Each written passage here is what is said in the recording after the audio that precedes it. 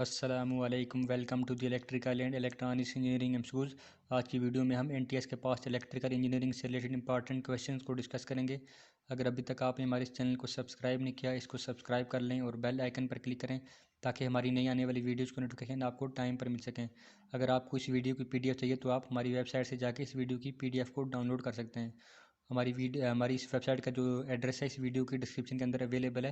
वहाँ से आप लिंक ओपन करके हमारी इस वीडियो की पीडीएफ को डाउनलोड कर सकते हैं। चलिए आज को वीडियो को स्टार्ट करते हैं। आज का हमारा क्वेश्चन नंबर 1 यानी क्वेश्चन नंबर 30 है। The triac is dash device with control terminals. Triac basically एक बाई डायरेक्शनल डिवाइस होती है। तो इसमें दो SCR जो होते हैं वो एंटी पैरेलल के अंदर कनेक्ट होते हैं। तो SCR are connected in inter parallel. तो इसके 3 टर्मिनल डिवाइस है। तो SCR1 ये सेकंड SCR जो है हमारे पास ये है। दो SCR जो एंटी पैरेलल के अंदर ये कनेक्ट होते हैं विद अ कॉमन गेट को उनके कॉमन किया जाता है। तो ये इसका गेट है। इन दोनों के गेट को यहाँ से कॉमन कर लेते हैं। और दूसरे जो इसके अलावा जिसके हमारे पास टोटल टर्मिनल बन जाते हैं तो ये कॉमन करके हमारे पास एक गेट बन जाता है। ये गेट टर्मिनल है, इसको हम G कहते हैं। ये टर्मिनल 1 है, इसको MT1 और MT1 इसको हम MT2 कहते हैं। ये MT2 टर्मिनल है। तो triac is a bidirectional device. दो SCR एंटी पैरेलल के अंदर, ये SCR1 है, ये SCR2, ये दोनों एंटी पैरेलल के अंदर कनेक्ट हैं। वो 3 terminal device with MT1 and gate terminal. तो triac is a bidirectional device. तो इसमें जो राइट आंसर है तो bidirectional device with the control terminals. तो ऑप्शन सी इस क्वेश्चन का राइट आंसर है। Option C is a right answer. तो ऑप्शन सी हमारे इस क्वेश्चन का राइट आंसर बनता है। क्वेश्चन नंबर 31 है। If all the conductive objects are bounded to the same earth और ground system the risk of electric shock is. तो जब भी हम किसी ऑल द इलेक्ट्रिक ऑब्जेक्ट्स को अगर और बाउंडेड टू द सेम अर्थ तो उनको ग्राउंडिंग करते हैं। ग्राउंडिंग इसलिए की जाती है ताकि रिस्क ऑफ इलेक्ट्रिक शॉक को मिनिमाइज किया जा सके। तो ऑप्शन बी इस क्वेश्चन का risk of electric shock is minimised. तो ऑप्शन सी बी इस क्वेश्चन का हमारा राइट आंसर बनता है। क्वेश्चन नंबर 32 है। In open loop control system the input is dash output. तो dependent of the output independent of output equal to the output या फिर एक्सपोनेंट ऑफ इनपुट। हमारे पास दो किस्म में कंट्रोल सिस्टम होते हैं। एक ओपन लूप कंट्रोल सिस्टम, एक क्लोज लूप कंट्रोल सिस्टम होता है। तो ओपन लूप होता है जो उसके अंदर जो इनपुट का डायरेक्ट आउटपुट के ऊपर कोई इफेक्ट नहीं होता, तो कोई फीडबैक सिस्टम उसके अंदर नहीं होता। लेकिन हमारे पास जो है जो क्लोज लूप सिस्टम होता है उसका जो आउटपुट का डायरेक्ट इनपुट पे ऊपर इफेक्ट पड़ता है।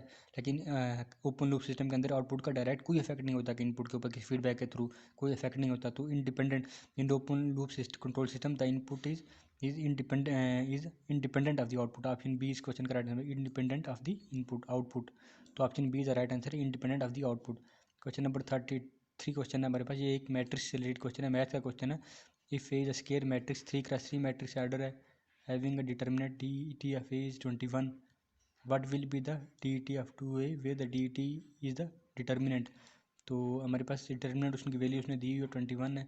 हमने डिटर्मिनेंट ऑफ 2A मैट्रिक्स के साथ 2 को मल्टीप्लाई, जो ओरिजिनल मैट्रिक्स A है कोई भी हमने जो सपोज किया उसके साथ 2 को मल्टीप्लाई करेंगे तो हमारे पास डिटर्मिनेंट क्या बनता है। तो इसका आंसर जो बनता है 168 is the right answer. Option A is the right answer. Question number 34 है। The error in a computer programme. तो कंप्यूटर प्रोग्राम जब भी चलता है उसमें जो एरर होता है उसको हम क्या कहते हैं, is a bug. Option C is a question right answer. The error in a computer program is called bug. तो क्वेश्चन नंबर 35 है हमारे पास। A system is dash if the natural response neither decays और grows but remains constant oscillate.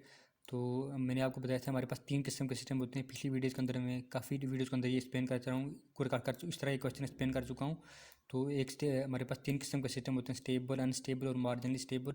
अगर हमारे system के सारे पोल अगर लेफ्ट ऑफ प्लेन की तरफ आ जाएँ तो उस टाइप ऑफ सिस्टम को हम मार्जिनली स्टेबल सिस्टम कहते हैं। अगर हमारा कोई एक पोल भी राइट ऑफ प्लेन की तरफ चल जाता है तो उस टाइप ऑफ सिस्टम को अनस्टेबल सिस्टम कहते हैं। तो तीसरी कैटेगरी जो है वो मार्जिनली स्टेबल सिस्टम की है। तो अगर सिस्टम के सारे पोल्स अगर इमेजिनरी एक्सिस जे ओमेगा एक्सिस के ऊपर आ जाएँ, हमारी जो ये लाइन है इमेजिनरी एक्सिस जो एक्सिस के ऊपर सारे पोल आ जाएँ, इस टाइप ऑफ सिस्टम को हम मार्जिनली स्टेबल सिस्टम कहते हैं। तो हमारे पास जो अगर सिस्टम का रिस्पांस ना ही डिकेज कर रहा है और ना ही ग्रोज कर रहा है तो बट रिमेन कांस्टेंट और ओसिलेट, इस टाइप ऑफ सिस्टम को हम मार्जिनली स्टेबल सिस्टम कहते हैं। तो इसमें जो राइट आंसर बता है option B is the right answer, marginally stable system. तो ऑप्शन बी इस क्वेश्चन का राइट आंसर है। तो नेक्स्ट क्वेश्चन की तरफ तो नेक्स्ट क्वेश्चन हमारे पास क्वेश्चन नंबर 60 है। अ वायर मैश और electrode between the cathode in anode is called. तो हमारे पास कोई भी ये देख सकते हैं, हमारे पास ये सपोज कर लेते हैं हमारे पास इस तरह जो है हमारे पास ये एनोड है और ये इस तरफ हमारे पास ये कैथोड है। तो एनोड कैथोड के बिटवीन जो हमारे पास जो वायर और मैश होती है, वायर और मैश होती है, उसको हम क्या कहते हैं? उसको हम कहते हैं ग्रिड। ऑप्शन बी इस क्वेश्चन का हमारे पास राइट आंसर है।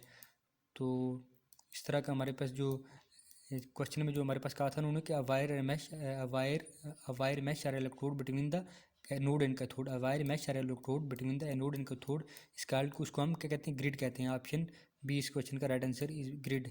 तो नेक्स्ट क्वेश्चन है the greatest possible implication is obtained in, तो कॉमन मीटर के अंदर इसे हम ऑब्टेन करते हैं, common emitter second. Option A is the right answer.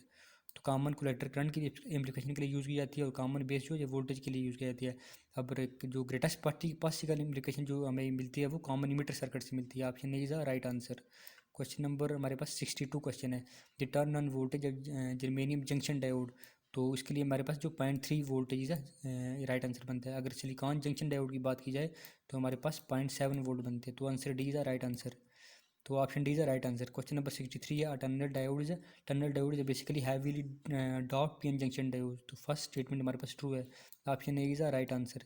Question number 64 है हमारे पास in PCM system the quantization noise depends upon, तो पीसीएम सिस्टम के अंदर जो क्वांटाइजेशन नाइज होती है नंबर ऑफ क्वांटाइजेशन लेवल्स के ऊपर डिपेंड करती है। तो number of the quantization levels जो होती हैं उनके ऊपर डिपेंड करती है। तो इसमें भी क्वेश्चन के अंदर भी हमारा option A is the right answer बनता है। क्वेश्चन नंबर 65 हमारे पास the video transmission TV broadcast usually, तो टीवी ब्रॉडकास्ट में जो वीडियो ट्रांसमिशन होती है वो एम मॉड्यूलेटेड होती है। Option C is right answer, M modulated. तो हमारे पास जो दूसरी इसके अलावा जो वॉइस ट्रांसमिशन, साउंड की जो आवाज़ होती है, साउंड ट्रांसमिशन जो होती है, जो वॉइस ट्रांसमिशन होती है वो बेसिकली एफ एम मॉड्यूलेटेड होती है। अगर इसने यहाँ पर हमें वीडियो ट्रांसमिशन का पूछा गया तो वो एम मॉड्यूलेटेड होती है। Option C is the right answer.